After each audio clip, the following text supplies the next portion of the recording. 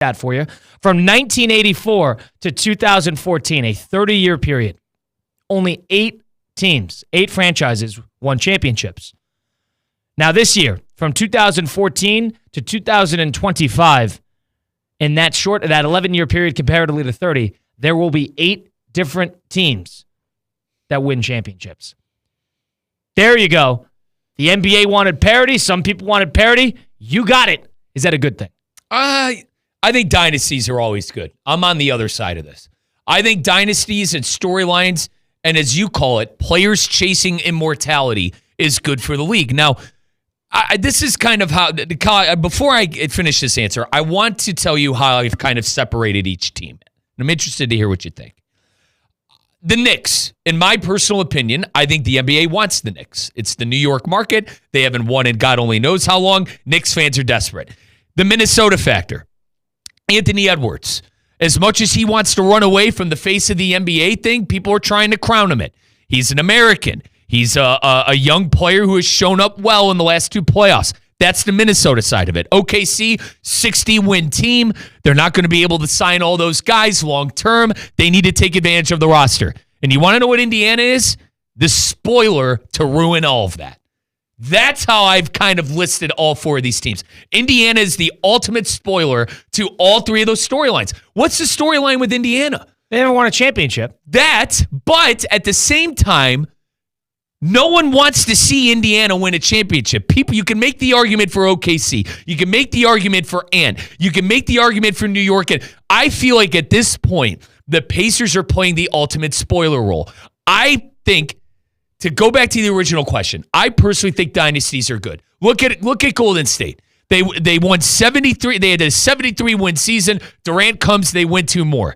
As much as I hated that team, it was must-watch TV with Kevin Durant and those 3. LeBron James, if it was the big 3 in Miami, if it was him fizzling out in Cleveland the first time, if it was him going back to Cleveland and beating a said 70-win team, good for business. The Boston Celtics, the Larry Bird era, good for business. Showtime Lakers, good for business. The three-peat Lakers in the early 2000s, great for business. And then how about the Spurs?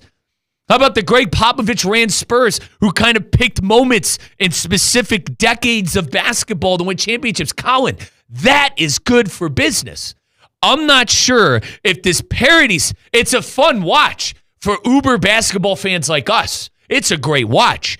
I worry that the average fan is going to see teams like, oh, God, what? These teams, what are they doing here? I think the NBA needs a dynasty. They need someone chasing immortality. They're going to try to turn Anthony Edwards into that if they win. Oklahoma City and their great roster, the Knicks and that city. The NBA is rooting for the Knicks. The NBA is rooting for the Knicks. That's my 2 cents on it. Sorry to bring all of this stuff full circle and on the table.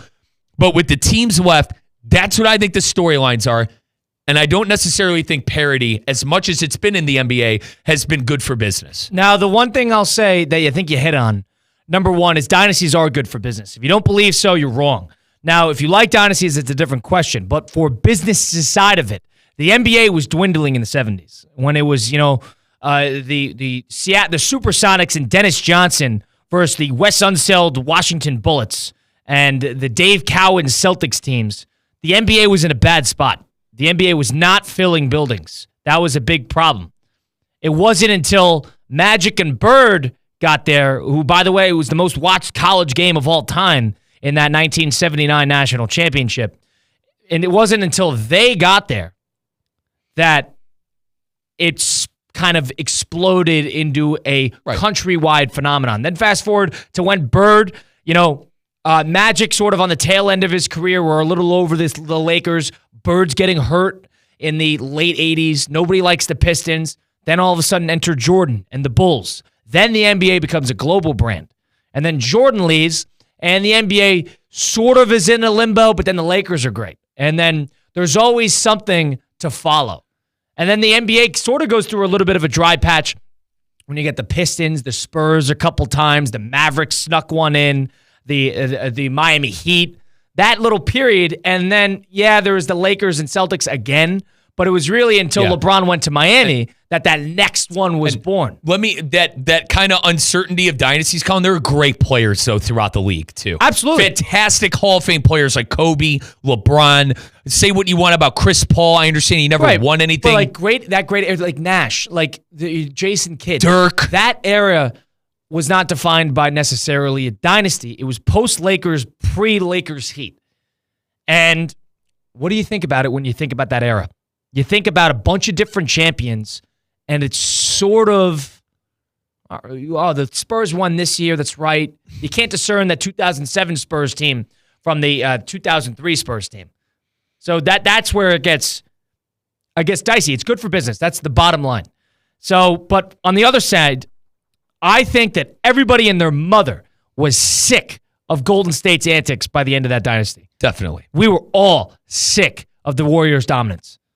And for lack of a better term, the NBA got a bit lucky that the Raptors were able to steal that championship because everybody got hurt on the Warriors, but people were dying for that to break up.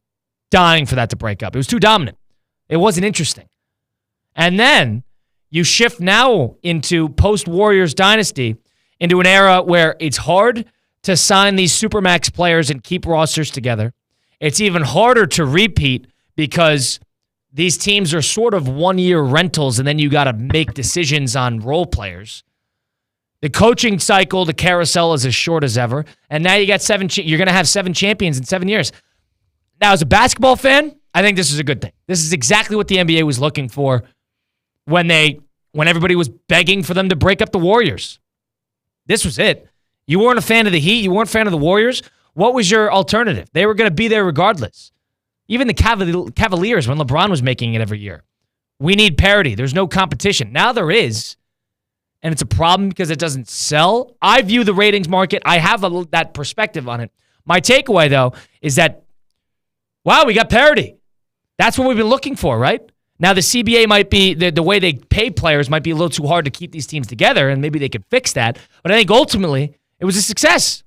Isn't that what they were trying to do? Yeah, and with the playing tournament and stuff like that, I feel like they're trying to give more teams more opportunity to get better. And misses, and it doesn't work every time. But my sense on the playing tournament was they're trying to get young teams involved in the playoff madness. Now, it turns out that the same suspects have been there in the Miami Heat and company, but the NBA has tried their damnness to, number one, get stars to stay in the cities they were drafted in. Colin, you're able to get more money with the team that drafted you comparatively to any other team in the NBA. I think that was them trying to get a little more parity in the league. Now, did it hurt regular season ratings? Probably. Did it hurt storylines in the regular season? Did the players kind of run away with the whole load management thing? Yes, but I think the playoffs have been a success. And my NBA question, I think the big question we have to ask ourselves right now is, what does the NBA want with the 4 teams left? And those were the 4 things that I came up with. They want the Knicks to win because they want the New York market. If they could spin the Anthony Edwards thing to him being the face of the league, and I know people hate that conversation, but it's a real thing. And then Oklahoma City, they could write home that, hey, they were the best team all year. They won 68 games. The one thing I'll say is if the Indiana gets there, I think people are going to be rooting for Indiana to win because they want to see they want to see the Titan fall. They'll get behind the dog for sure. They want to see the Titan fall. And that's why I say, and what I have written down for Indiana was Indiana's spoiler to ruin it all.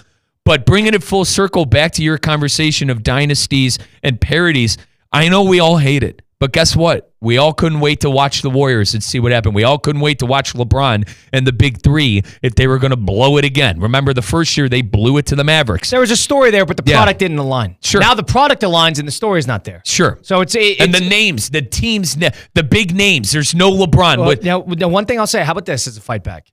Now, we know that LeBron, Curry, Durant, even like the Spurs teams, the Heat, all big names, big stories.